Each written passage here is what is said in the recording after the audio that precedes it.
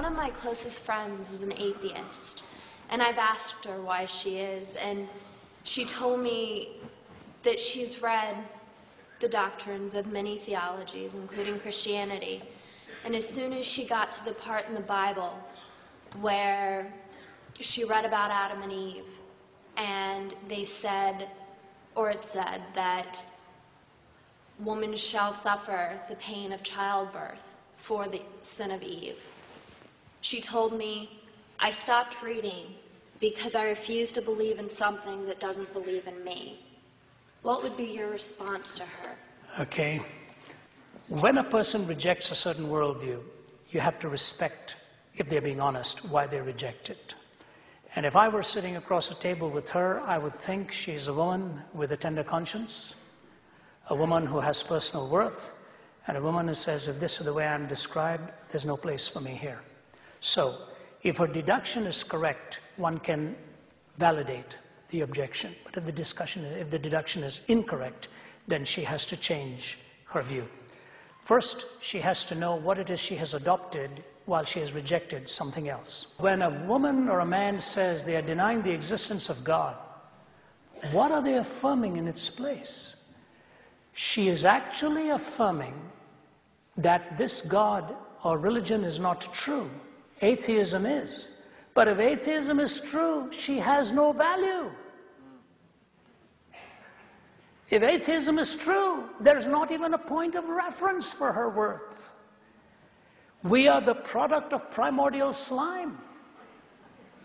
Time plus matter plus chance. First, she reduces her own worth to nothing but material. Secondly, she's making a moral judgment. But in an amoral universe, how do you invoke a moral judgment? If this is a naturalistic framework, why is it morally wrong for God to say you're not of any worth? You know, when Jesus saw the woman who was taken in adultery, he really let him have it. Where's the man? Where are her accusers? The guys never brought the man. He was gone somewhere. She obviously didn't commit adultery with herself. He writes some letters in the sand, and he says to her, neither do I condemn you. Go and sin no more. The woman with the alabaster ointment, in that culture, for her to have even touched him was audacious. And yet, the Pharisees sitting there said, if Jesus only knew who this woman was, he would not have had her to have any part in him. And he said to them, you know, guys, what she has done to me is going to be told all over the world where the gospel is preached. And he received her gift. When he revealed himself in the resurrection, he went completely against the climate and the culture of the time. He revealed himself first to the women who had come to the tomb, whose testimony was not even valuable in court at that time.